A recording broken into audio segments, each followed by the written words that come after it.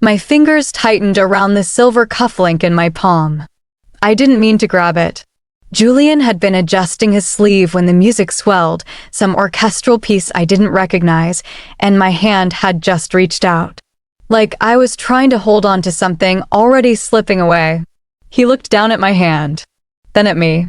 His expression wasn't unkind, just distant, the way you might look at a child who doesn't understand the rules yet. He gently removed my fingers from his wrist, one by one, and gave me a small smile that didn't reach his eyes. "Seren," he said quietly, "people are watching." I pulled my hand back. The room felt suddenly too warm, too bright. Around us, the gala hummed with conversation and champagne glasses clinking and laughter that seemed to come from a world I was watching through glass.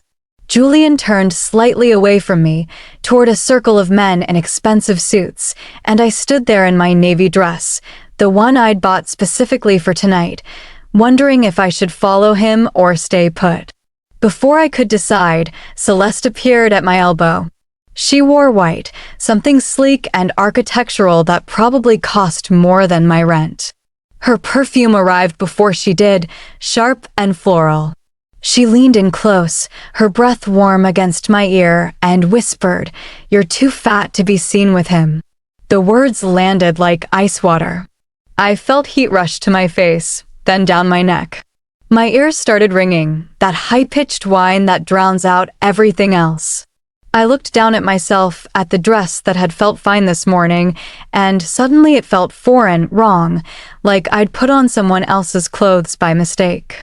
Celeste pulled back and smiled at me, all teeth, before gliding away to join Julian's circle. She said something I couldn't hear, and everyone laughed. Julian laughed. He didn't look back at me. I turned toward the exit, moving carefully between tables and clusters of people, trying not to bump into anyone, trying to be invisible. My heels clicked too loudly on the polished floor. The doors were maybe 20 feet away when I heard my name. "Seren." It was soft, questioning. I stopped but didn't turn around immediately.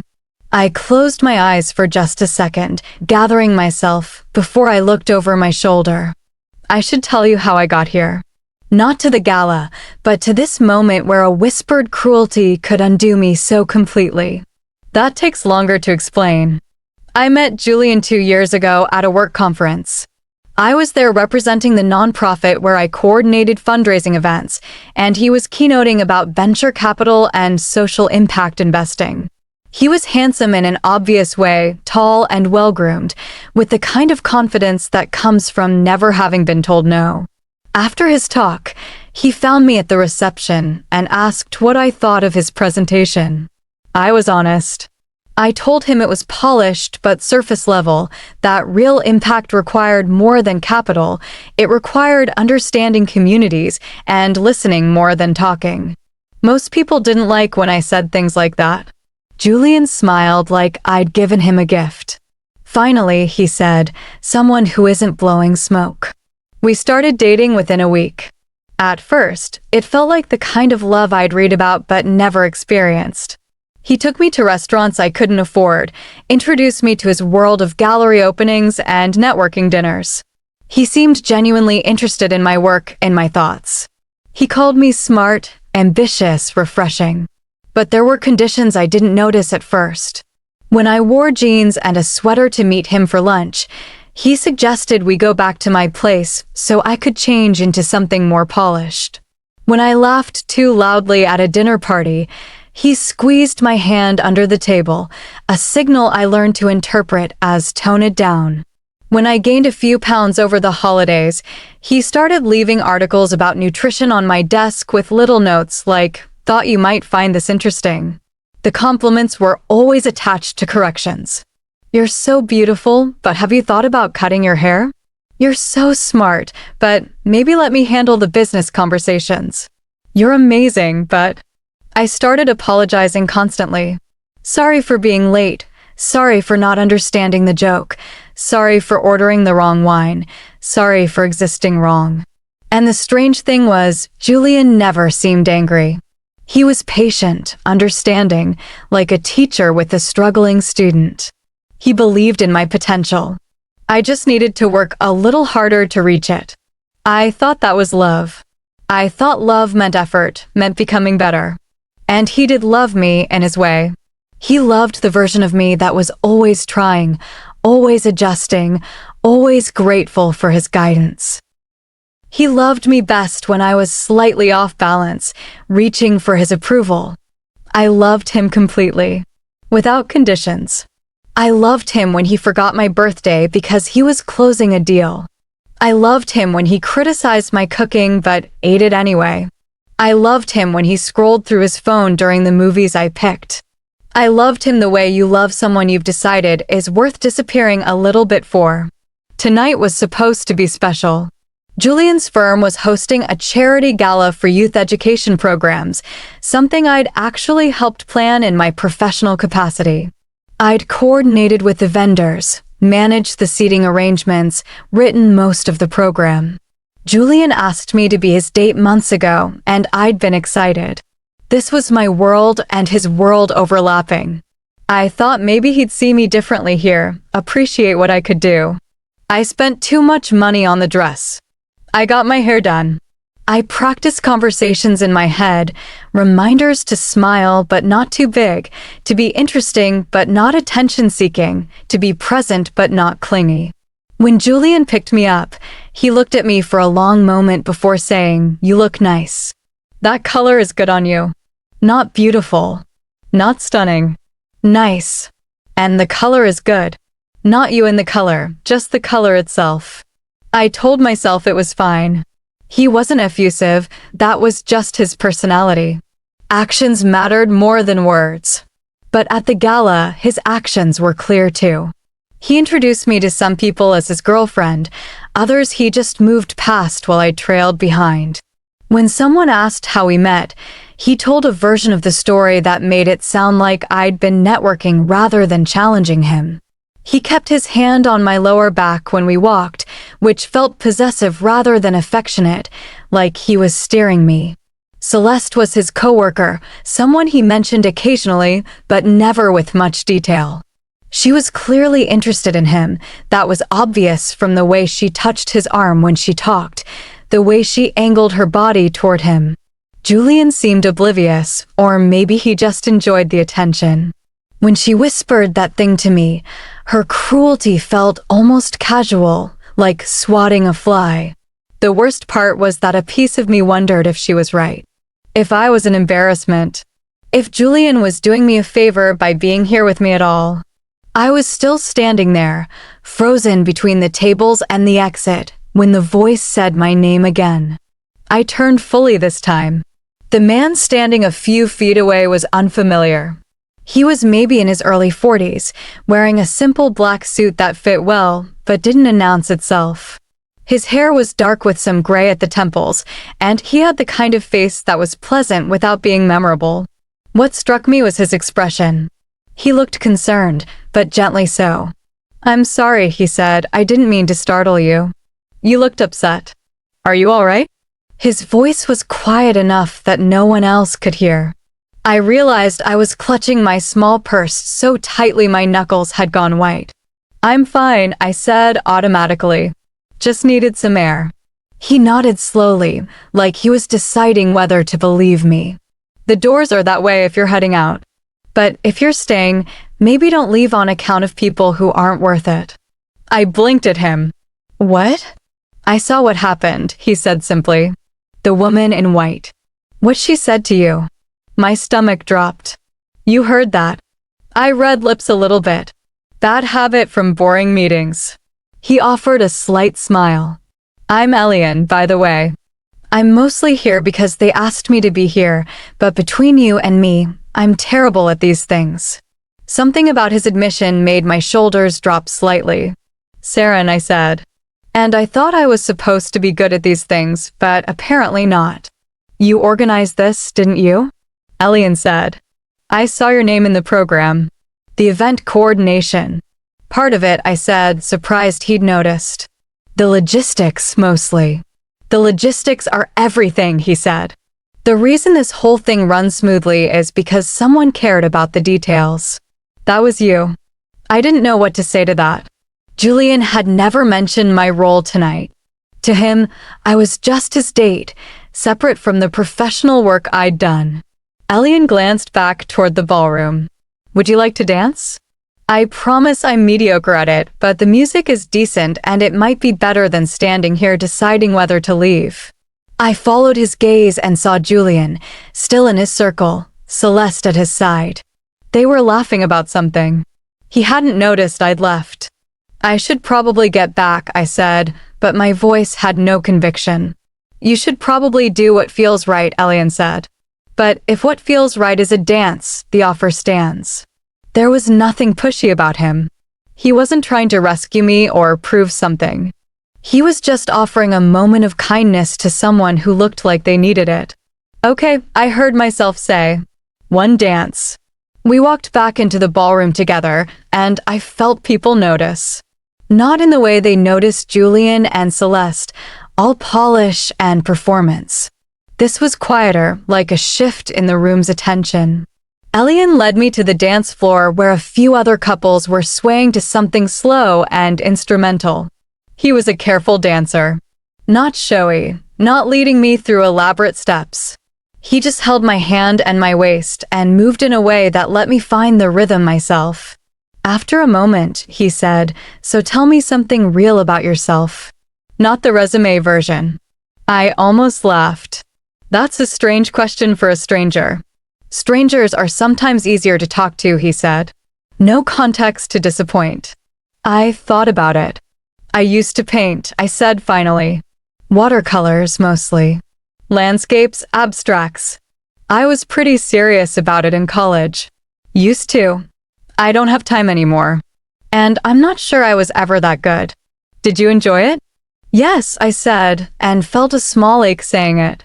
I really did. Then you were good enough, Elian said. The point of art isn't proving something to other people. It's the making of it. We turned slowly, and I realized I was breathing fully for the first time all night. Not shallow, anxious breaths, but real ones. What about you?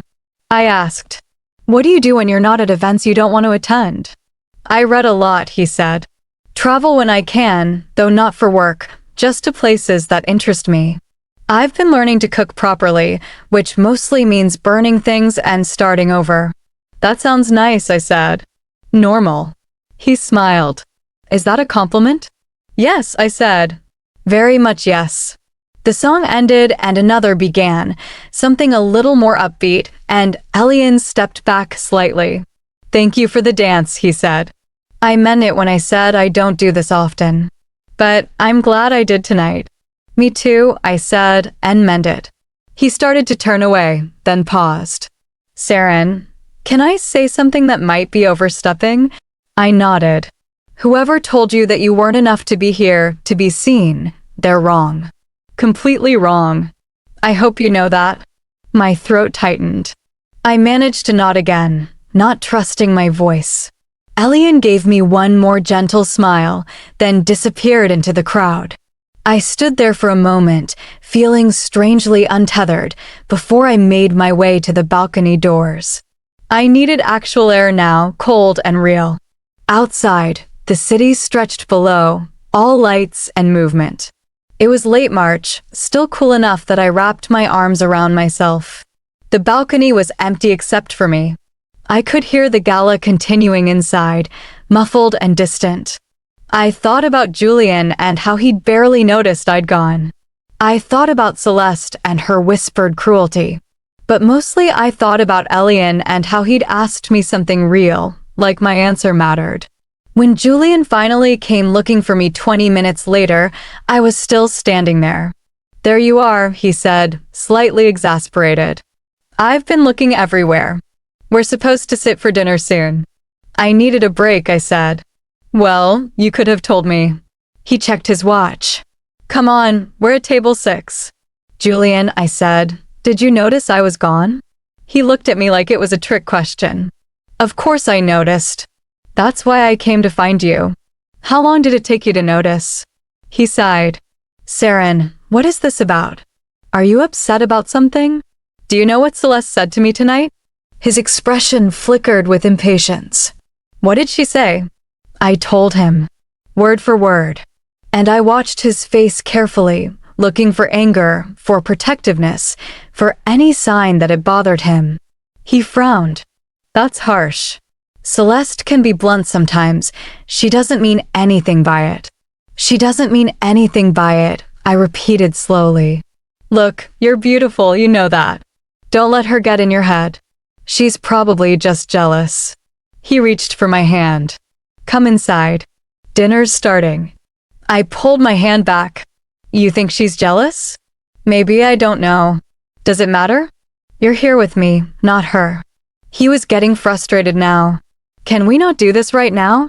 This is important for work.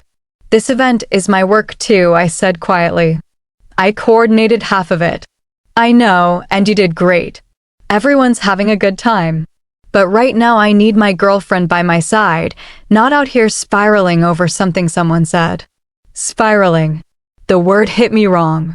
I'm not spiraling, I said. I'm hurt. Okay, you're hurt, I get it. We can talk about it later. But right now we need to go inside. He was already walking away, expecting me to follow. And the old version of me, the one who existed a week ago, a day ago, an hour ago, would have followed. Would have apologized for making a scene, for being too sensitive, for not understanding that his career came first. But I stood there on the balcony, cold and awake, and I didn't move. Julian stopped at the door and looked back. Seren. Come on. Go ahead, I said. I'll be there in a minute. He studied me for a moment, clearly weighing whether to push it, then shook his head and went inside. The door closed behind him with a soft click. I stayed outside for another 10 minutes, maybe 15. When I finally went back in, dinner had started. Julian was at table 6 with Celeste on his right and an empty chair on his left. My chair. I stood at the edge of the room, watching him laugh at something someone said, completely at ease, and I realized something that should have been obvious months ago. He didn't need me there. He needed someone there, some version of a girlfriend who reflected well on him, but it didn't actually have to be me. I was interchangeable. I found my coat and purse from the coat check and left. My phone buzzed twice on the drive home, both texts from Julian. The first said, "Where did you go?" and the second said, "You're being ridiculous." I didn't respond to either. In the following days, I did something I should have done a long time ago. I called my sister, Mara, who I'd been distant from because Julian found her too opinionated. I told her everything. She listened without interrupting, which wasn't like her at all, and when I finished she was quiet for a long moment. Seren, she finally said, I need to ask you something and I need you to really think about the answer. When was the last time you felt like yourself around him? I opened my mouth to respond and realized I couldn't remember. That's what I thought, she said gently. Look, I'm not going to tell you what to do. But I will say that the version of you I grew up with, my sister who was loud and funny and took up space without apologizing for it, I miss her. And I don't think she's gone. I just think she's been made very small. I cried after we hung up. Not delicate tears, but the kind of crying that's almost angry, like something breaking loose. Julian and I had one more conversation. He came by my apartment unannounced 3 days after the gala. He was calm, reasonable. He said we needed to talk about my behavior, that walking out had embarrassed him, that if I was struggling with insecurity, I should consider talking to someone. Talking to someone, I repeated. You mean therapy? It might help, he said. You've been different lately. More sensitive. I think you're stressed. I looked at him standing in my living room, so certain of his perspective, so sure that the problem was me needing to adjust, and I felt something settle in my chest. Not anger, exactly. Clarity. I am stressed, I said. You're right about that. He nodded, relieved I was agreeing. Okay, so we work on it together. I can help you find someone good. No, I said. I'm stressed because I've spent 2 years trying to be someone you could love, and I'm tired. His expression shifted. That's not fair. I do love you. You love a version of me that doesn't really exist, I said. And I don't think I can keep trying to be her. We went back and forth for a while. He tried reasoning, then pleading, then subtle threats about my reputation in overlapping professional circles. But I'd already decided. I decided on that balcony, maybe, or in the car driving home, or on the phone with my sister. The exact moment didn't matter. When he finally left, I sat on my couch in the silent apartment and felt simultaneously emptied out and more present than I'd been in years. I did start therapy, but not for the reasons Julian suggested. I went because I needed to understand how I'd let someone else's opinion of me become more important than my own. My therapist, Dr. Chin, was patient and didn't let me off easy. She asked questions that made me uncomfortable. Why did I think I needed to earn love? What did I believe about my own worth? When had I decided that taking up space was something to apologize for? It was hard work, harder than I expected. Some days I missed Julian, or at least I missed the certainty of the relationship, even if that certainty was built on my constant effort to be different.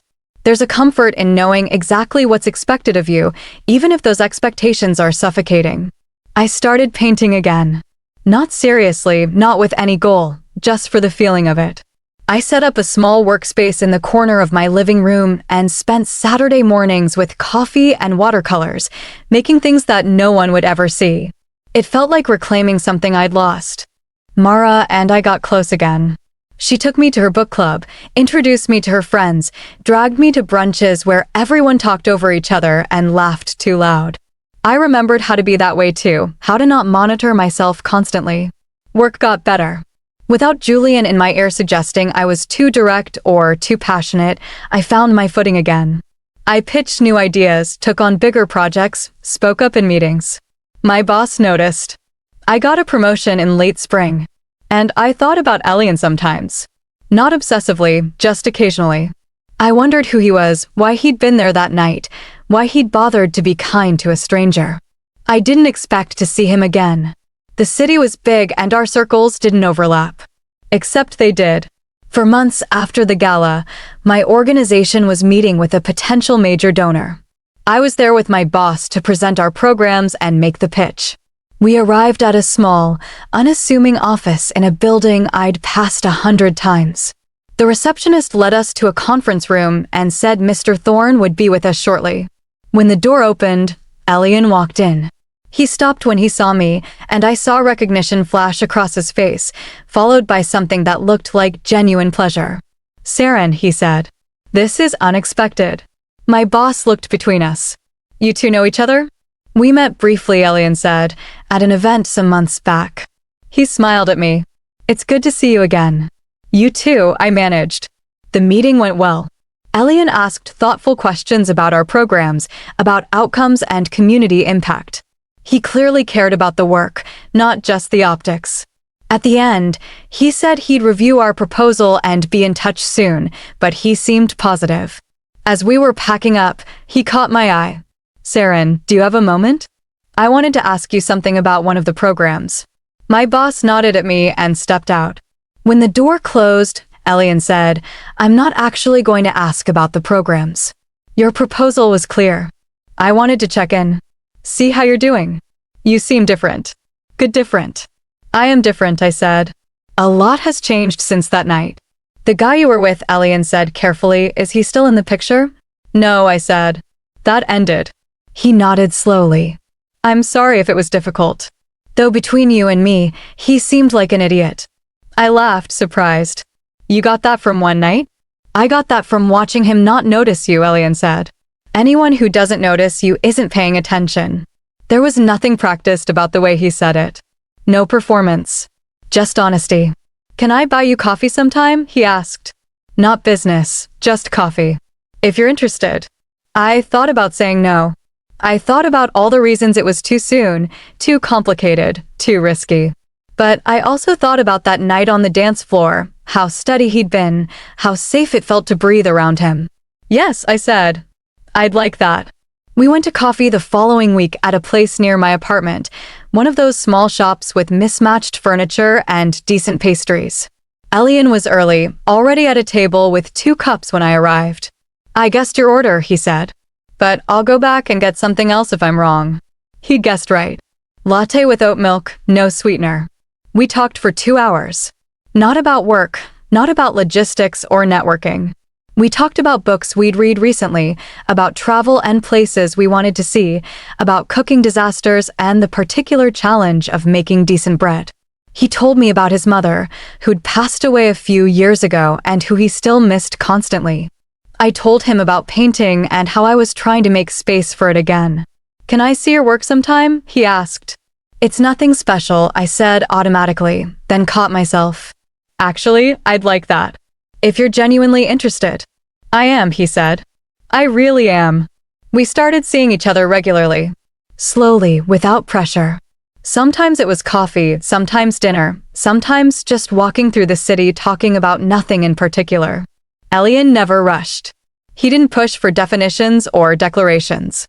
He just showed up, consistently, and seemed content to let things develop naturally. One evening in July, we were at his apartment for dinner. He'd made pasta, something simple but good, and we ate on his small balcony overlooking a quiet street. The sun was setting, everything gold and purple, and he was telling me about a trip he'd taken to Portugal years ago. "Why did you talk to me that night?" I asked suddenly. "At the gala. You didn't know me. You could have just kept walking." He was quiet for a moment, considering. "You looked like someone who'd been told something they were trying very hard to believe, even though it wasn't true. And I know what that's like. I thought maybe if a stranger said something different, it might help." "It did," I said. "More than you probably realized." "I'm glad," he said simply. "Can I ask you something else?" I said. "That night, were you there because you donated to the cause? My boss mentioned you'd been a supporter for years." "I fund a few things," he said, somewhat evasively. "Education, mostly. Youth programs." "Elian." He smiled. "Yes, I donate. More than a few things. It's not something I talk about much." "Why not?" "Because the work matters, not who's funding it. And because I'm not interested in the attention that comes with it. I'd rather just help and stay out of the way." I realized then what I'd suspected for a while. Elian wasn't just comfortable financially. He had serious wealth. The kind that could fund entire organizations.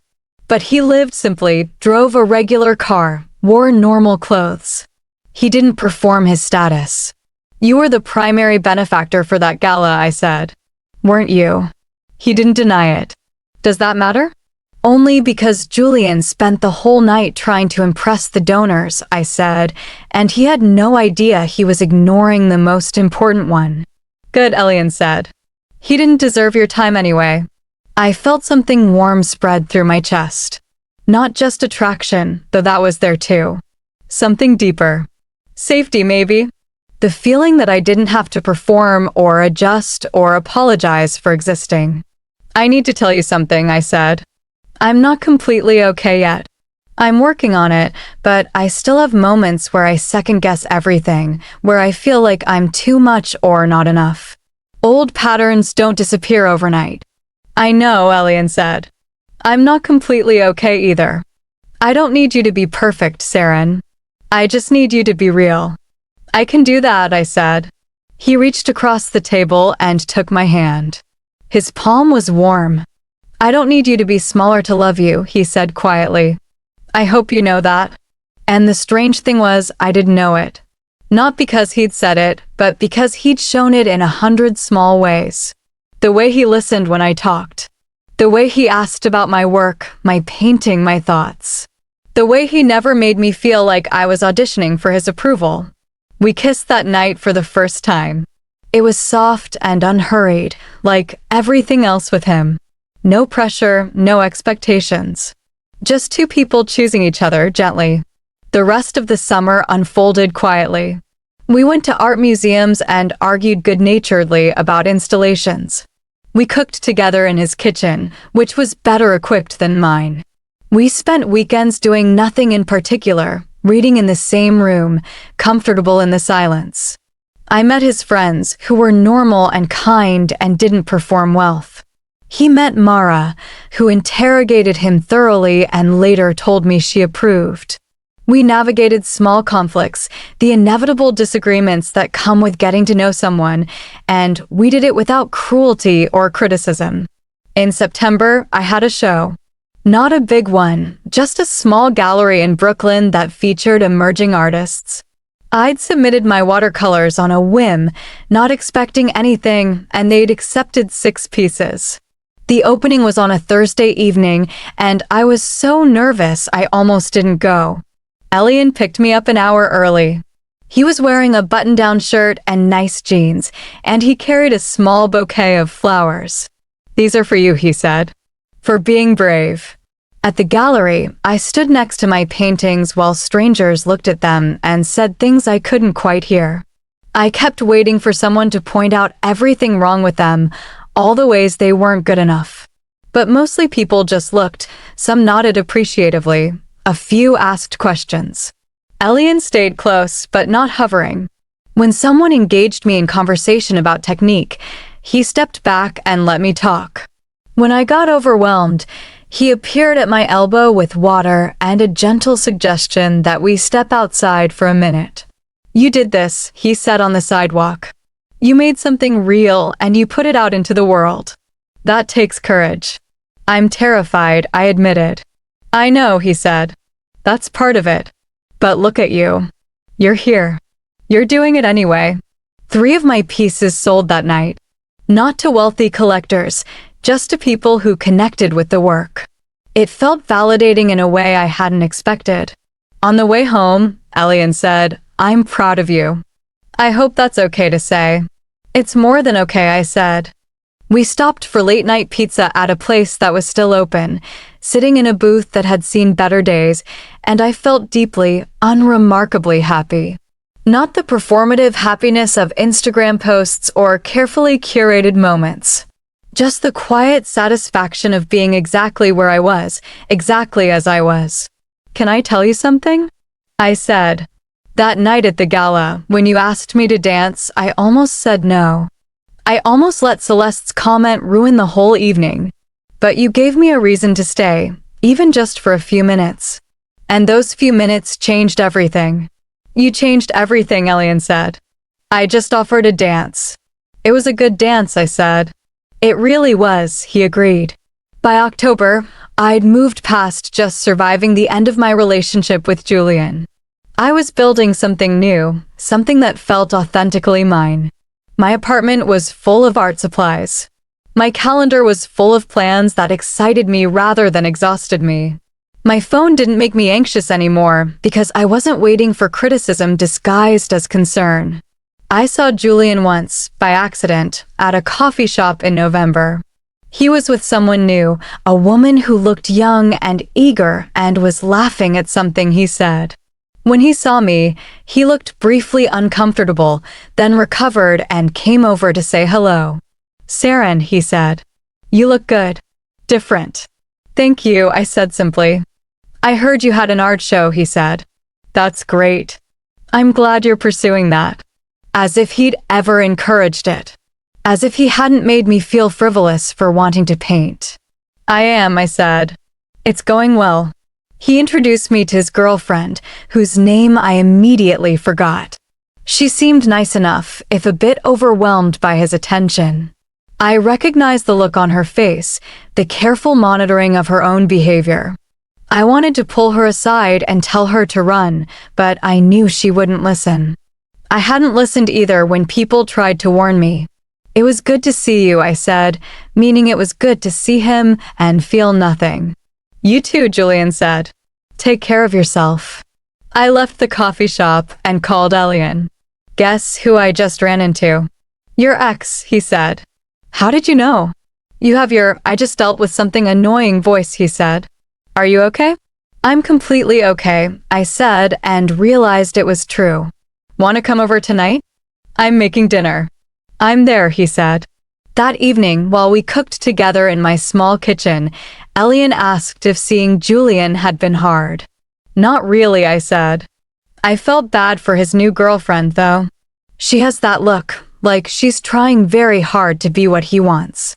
"Maybe she'll figure it out faster than you did," Elian said. Maybe, I agreed. Or maybe she won't. Either way, it's not my story anymore. We ate dinner on my couch, watching something mindless on TV, and I thought about how different this felt from those nights with Julian where I'd been so careful, so aware of every word and gesture. With Elian, I could just be. I could be messy or tired or distracted or fully present, and it was all acceptable. "I love you," I said suddenly. He looked at me, surprised but pleased. Yeah, I said. "I wanted you to know." "I love you too," he said. "I have for a while." "Why didn't you say anything?" "I was waiting for you to be sure," he said. "I didn't want to rush you." I kissed him then, soft and then less soft, and the rest of the evening unfolded in the way evenings do when you're with someone who sees you clearly and loves you anyway. Winter came. The holidays were easier than I expected. I spent Thanksgiving with Mara and her family, Christmas with Elian and his small circle of friends. Everything felt lighter, simpler. I'd stopped carrying around the weight of trying to be acceptable. In January, almost a year after the gala, Elian and I went back to the same venue for a different event. It was another charity function, this one for environmental causes. I'd agreed to go, but felt slightly nervous about returning to the scene of that particular humiliation. "We can leave any time you want," Elian said in the car. "Just say the word." "I know," I said. "Thank you." Inside, the ballroom looked different, or maybe I looked different. I wasn't scanning the room for judgment, wasn't monitoring my every move. I was just there, wearing a dress I actually liked, standing next to someone who made me feel steady. I saw Celeste from across the room. She was alone this time, no Julian to orbit. When our eyes met, she looked away first. I felt nothing except a distant sort of pity. Whatever drove her to be cruel to strangers, it wasn't my problem to solve. Julian wasn't there. I'd heard through mutual connections that he'd moved to Boston for work. His relationship with the woman from the coffee shop had apparently ended quickly. Some people never learned. Elian stayed close, but gave me space to navigate the room myself. I talked to people I knew from work, introduced myself to people I didn't.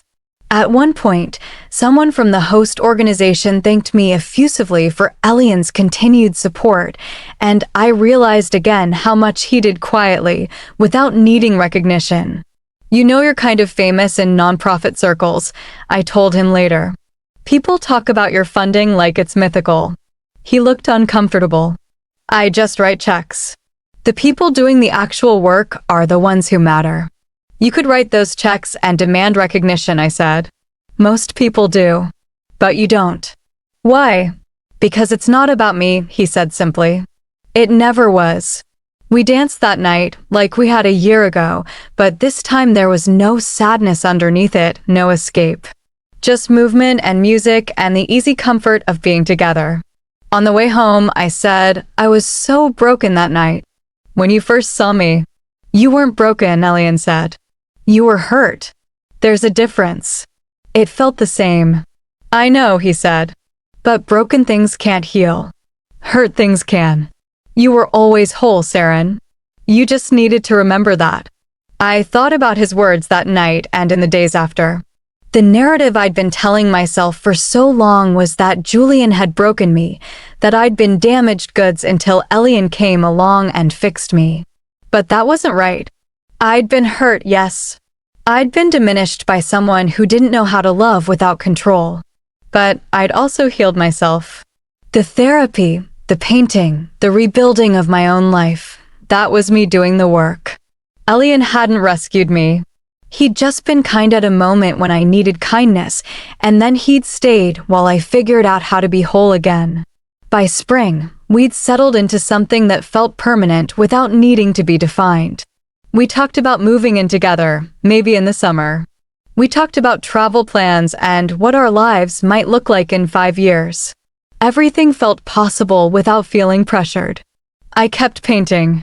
I had another small show in April, this one slightly bigger, in Manhattan instead of Brooklyn. More pieces sold. A few people asked about commissions. I wasn't going to quit my day job, but I'd made space for this part of myself, and it felt like breathing. Mara got engaged in May. She asked me to be her maid of honor, and I cried when she did because we'd come so far from the distance that had existed between us during my relationship with Julian. "I'm glad you found your way back," she said while we looked at bridesmaid dresses. "Not just to me, but to yourself." "Me too," I said. "And I like Elian," she added. "He's good for you. Or maybe you're just good together." "We are," I said. "It's different than anything I've known. Easier somehow." "That's what it should be like," Mara said. "Not easy like no work, but easy like you're not working against each other." The wedding was in August, outdoors in the Hudson Valley. Everything was beautiful in that effortless way that actually takes enormous effort. I stood next to Mara while she married someone who clearly adored her, and I felt grateful for love that was straightforward, that didn't require constant negotiation or self-erasure. Elian was my date, of course. He knew almost no one but made conversation easily, helped set up chairs when someone needed an extra hand, danced with my aunt who had no partner. Watching him move through the day with that same quiet steadiness, I felt something settle even deeper in my chest. That night, back at the hotel, I said, "Would you ever want to get married?" He looked at me carefully. "Are you asking in general, or are you asking about us?" "Both, maybe."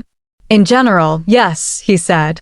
"I think marriage can be a beautiful thing when it's between people who choose each other freely, without games or conditions. As for us, I'd marry you tomorrow if you wanted. Or never, if that's what you preferred. The commitment is already there, Seren. The paperwork is just paperwork." "I think I want the paperwork eventually," I said. "Not now, not rushed, but someday." "Then someday," he said, and kissed my forehead. We didn't get engaged that night or even that year. We just kept building our life together, piece by piece. I moved into his apartment in September, which was bigger than mine and had better light for painting. We turned the second bedroom into a studio for me, and I spent evenings in there while he read in the living room, and it felt like the most natural thing in the world. Work continued to go well. I got another promotion in the fall, more responsibility and better pay. I was good at what I did, and I'd stopped apologizing for being good at it. My boss mentioned possibly starting my own department, and I didn't immediately deflect or minimize. I just said I'd think about it. Dr. Chin and I had graduated from weekly therapy to monthly check-ins. I'd done the hard work of understanding my patterns, of recognizing where my need for external validation came from, of learning to trust my own judgment. I still had moments of doubt, everyone does, but they didn't consume me anymore. In December, almost 2 years after the gala, Elian and I hosted a dinner party at our apartment. Just close friends, nothing fancy. Mara and her husband came, a few of Elian's friends, some colleagues of mine. We cooked too much food and drank good wine and talked late into the night about everything and nothing. At one point, I looked around the table at these people who knew me and liked me, at this life I'd built that felt authentically mine, and I felt overwhelmed with gratitude. Not the performative kind, but the quiet kind that sits in your chest and makes everything feel significant. Elian caught my eye from across the table and smiled, and I knew he understood. After everyone left and we were cleaning up, he said, "That was nice." "It really was," I agreed. "You know what I love about you," he said, drying a wine glass. "You're fully yourself now. Not performing, not adjusting. Just you, taking up exactly the right amount of space." "I learned that from you," I said. "No," he said gently. "You already knew it. You just forgot for a while. I just reminded you." Maybe he was right. Maybe the version of me that existed now, confident and grounded and unafraid to be seen, had always been there underneath. Maybe I just needed to clear away everything that was covering her up. On New Year's Eve, we stayed in.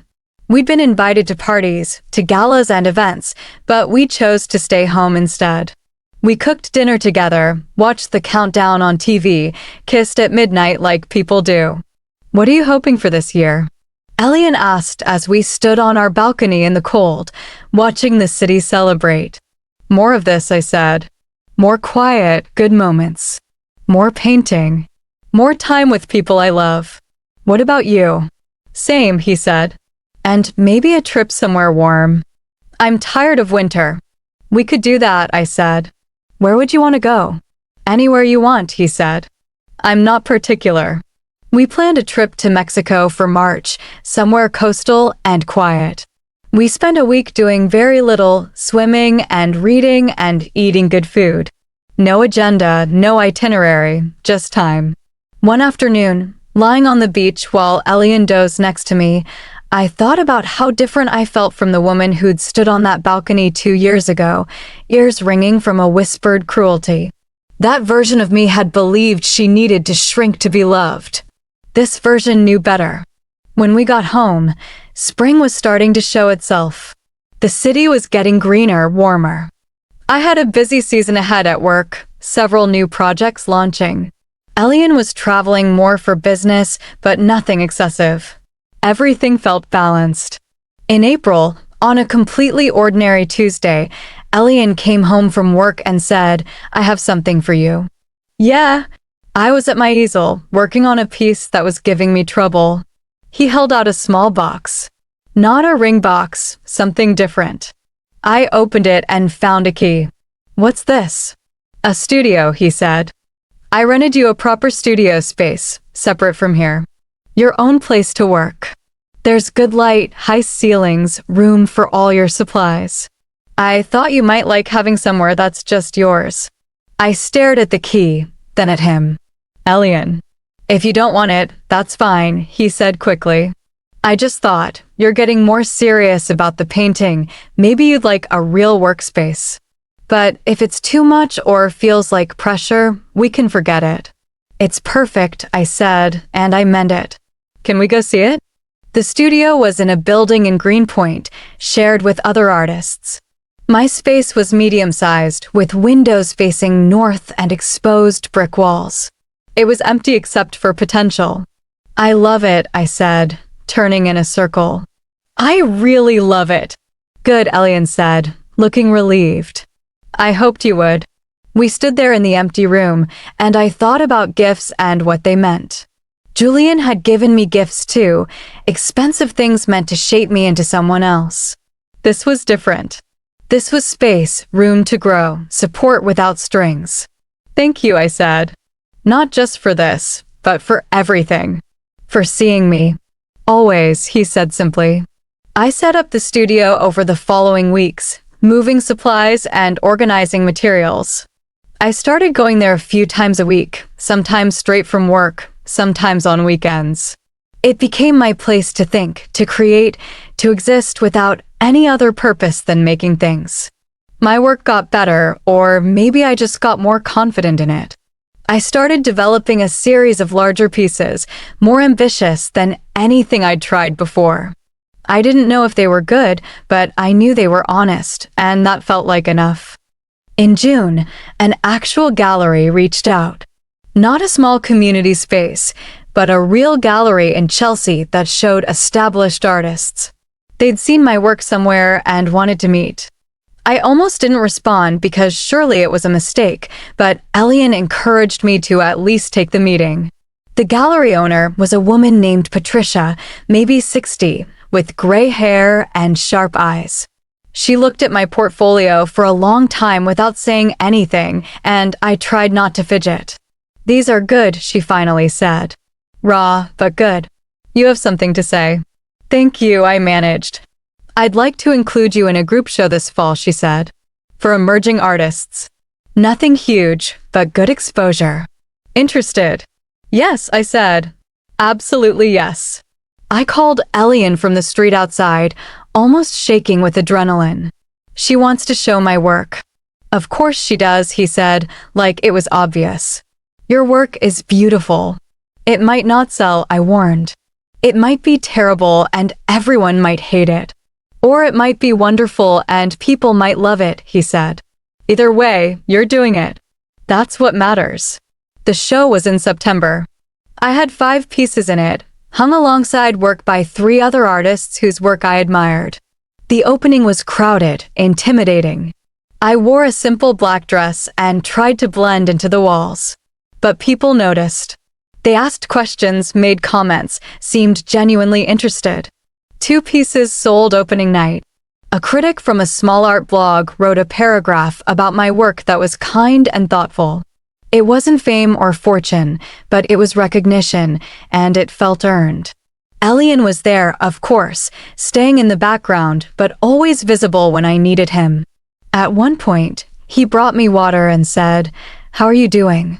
"I'm terrified and excited and proud and nauseous," I said.